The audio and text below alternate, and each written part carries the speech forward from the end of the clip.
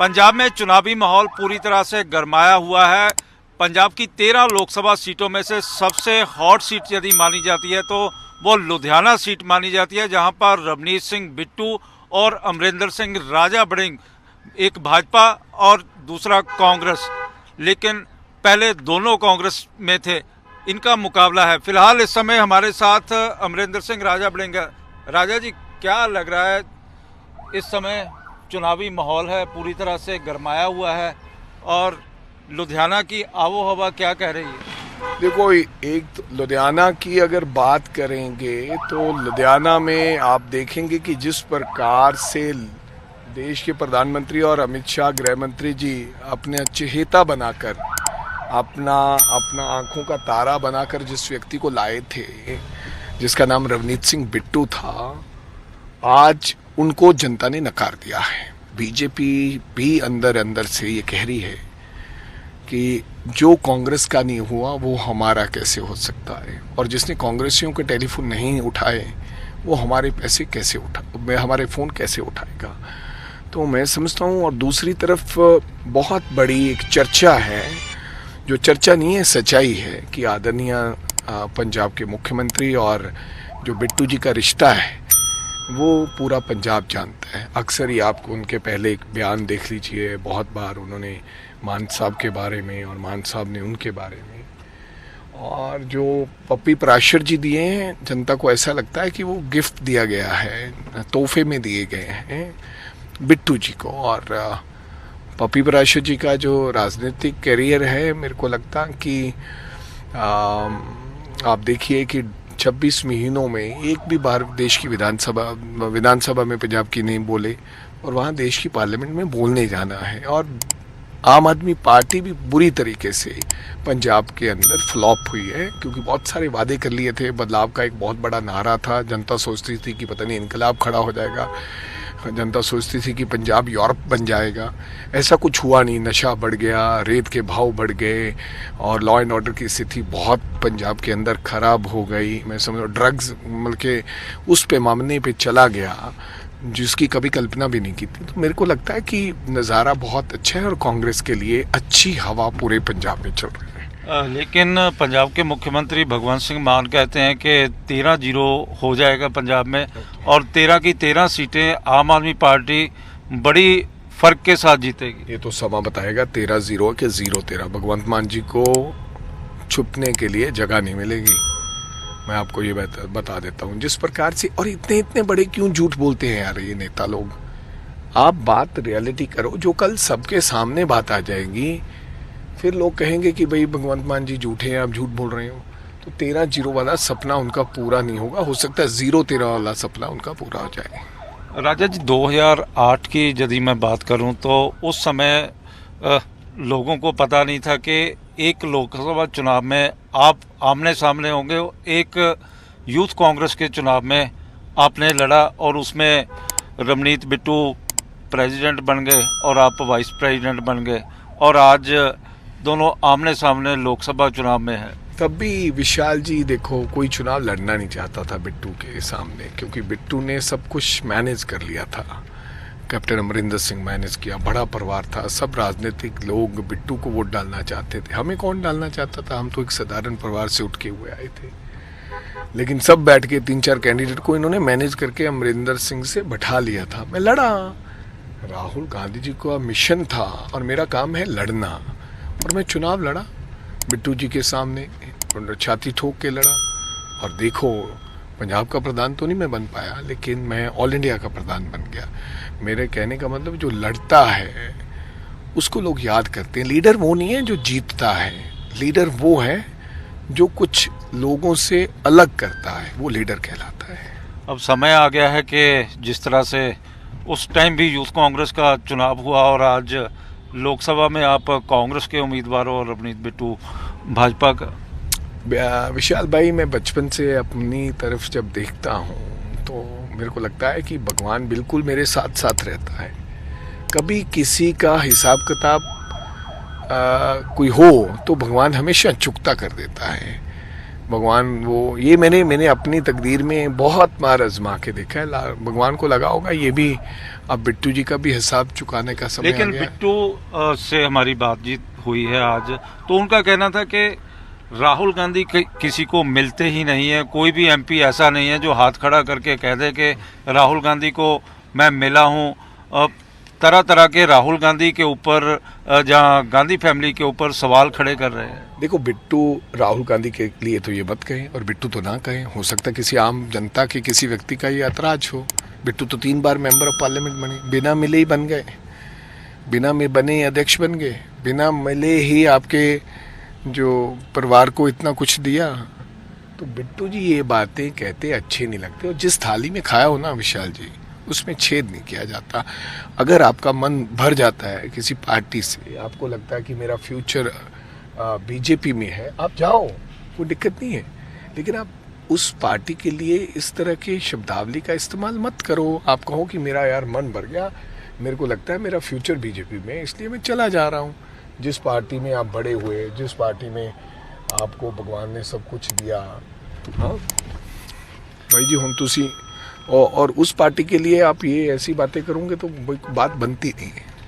राजा जी, जिस तरह से रवनीत बिट्टू यहाँ पे लुधियाना में आए और 2 बार यहाँ से जीते, और उनका कहना था कि लुधियाना के लिए वो बड़े बड़े प्रोजेक्ट भी लेके आए, एलिवेटेड रोड भी बनाया और कई प्रोजेक्ट हैं, और सेंटर में मोदी सरकार बनने वाली है, तो लुधियाना के लिए देखो विशाल, वो एक जगह बता दें जहां वो लाएंगे। वो एलिवेटेड जो भी बना, कुछ भी बना, वो हमारी सरकार ने बनाया। पंजाब के अंदर हमारी सरकार थी, भारत भूषण आशु ने बहुत काम किया, उसके बाद तलवार ने बहुत काम किया, डाबर साहब, क्या नाम है, पांडे साहब, ये लोग लेके आए। बिट्टू तो पता ही नहीं कि एलिवेटेड रोड्स बनी भी है कि नहीं बनी।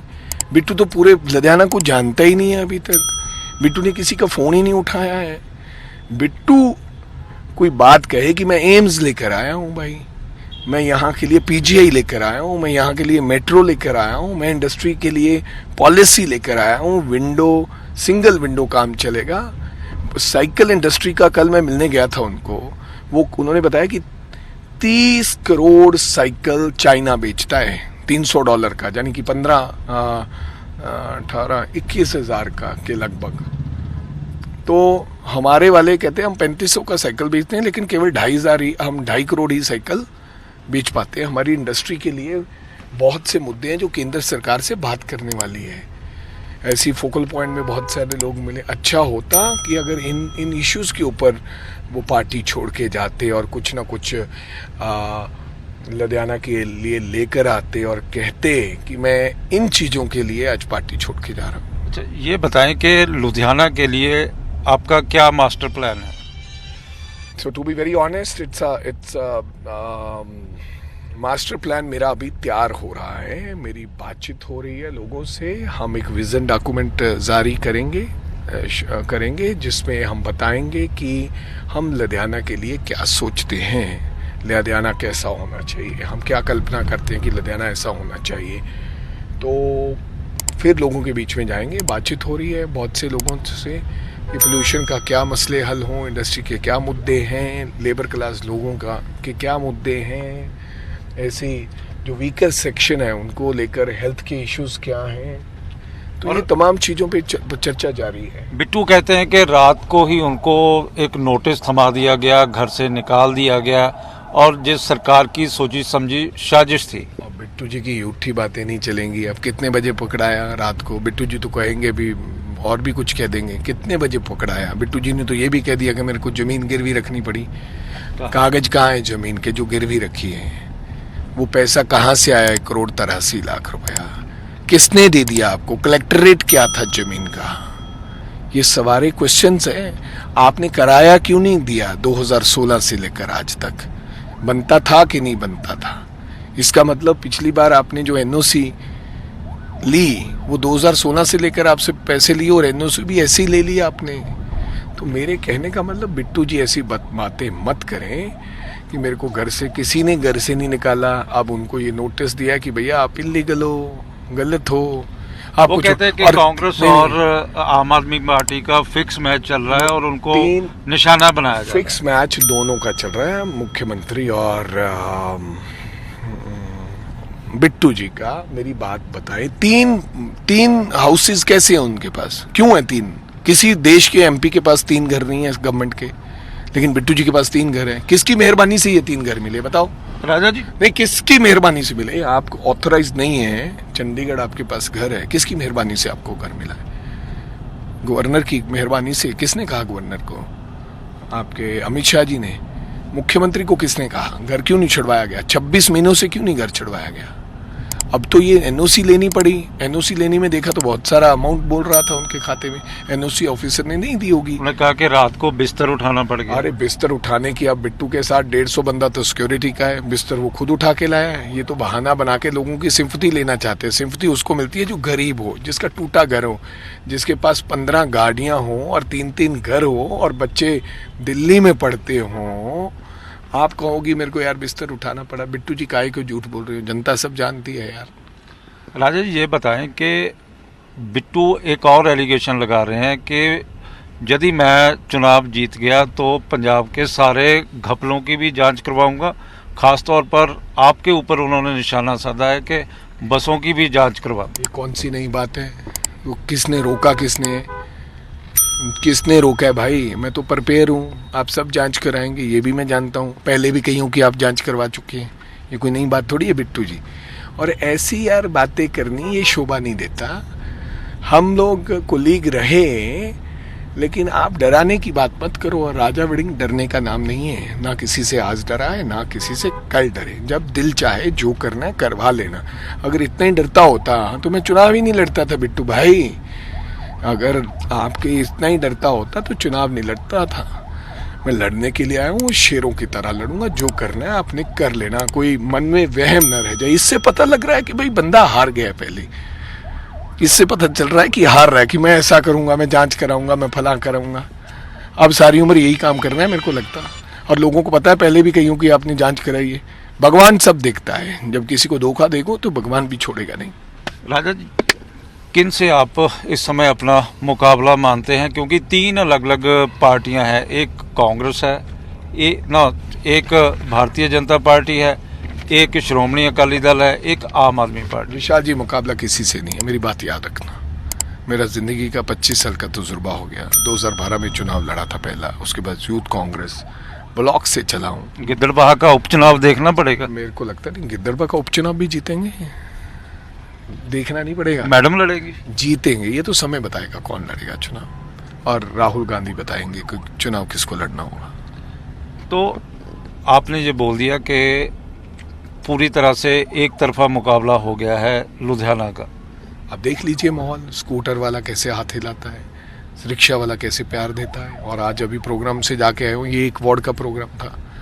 आप बिट्टू जी के प्रोग्राम देख लीजिए, आप पप्पी के पराशर जी के प्रोग्राम देख लीजिए, अंदाजा हो जाएगा। और आप पर बिट्टू बोल रहे हैं कि मेरा मुकाबला ही पप्पी प्राशर से। हाँ, तो वो उनको लगता है कि ऐसा बोलने से शायद राजा को वोट कम पड़ेंगे। अच्छी बात है अगर उससे मुकाबला है तो। इस वहम में अगर बिट्टू है तो बहुत अच्छा है, नो प्रॉब्लम, लेट्स सी। तो मास्टर प्लान कब तक तैयार हो जाए? जल्दी देंगे आपको प्रेस कॉन्फ्रेंस करके। मास्टर प्लान की पूरी तैयारी है, ब्लूप्रिंट तैयार हो रहा है, उसके बाद मास्टर प्लान तैयार कर देंगे। पंजाब की कितनी सीटें आएंगी कांग्रेस को? अब फिर वही सवाल, मैं ऐसा तो नहीं कहूँगा 13-0 होगा, मैं सारी सीटें जीतूंगा। मेरे को लगता है सबसे बड़ी पार्टी कांग्रेस पार्टी पंजाब में होगी और सबसे ज़्यादा सीटें हम जीतेंगे और सबसे ज़्यादा वोट शेयर कांग्रेस पार्टी का होगा।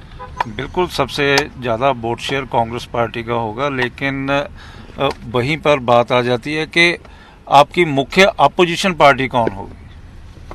देखो, मुख्य अपोजिशन पार्टी तो अलग अलग जगह पर अलग अलग होंगे। कैसे? कहीं पर आम आदमी पार्टी होगी, कहीं पर कोई होगा। अगर सीटों इंडिविजुअली सीट्स वाइज बात करें, लेकिन हाँ, आम आदमी पार्टी भी 1-2 सीट कहीं ना कहीं ले जा सकती होगी। भारतीय जनता पार्टी दिख नहीं रही है मेरे को भारतीय जनता पार्टी, क्योंकि प्रधानमंत्री आएंगे यहाँ पे, अमित शाह आएंगे यहाँ पे और माहौल बनाएंगे। प्रधानमंत्री तो पूरे देश में गए हैं। मेरे को लगता है इस बार इंडिया शाइनिंग की तरह है। जिस प्रकार से वाजपेयी की गवर्नमेंट में इंडिया शाइनिंग की लोग बात करने लगे थे, उसी प्रकार का माहौल है।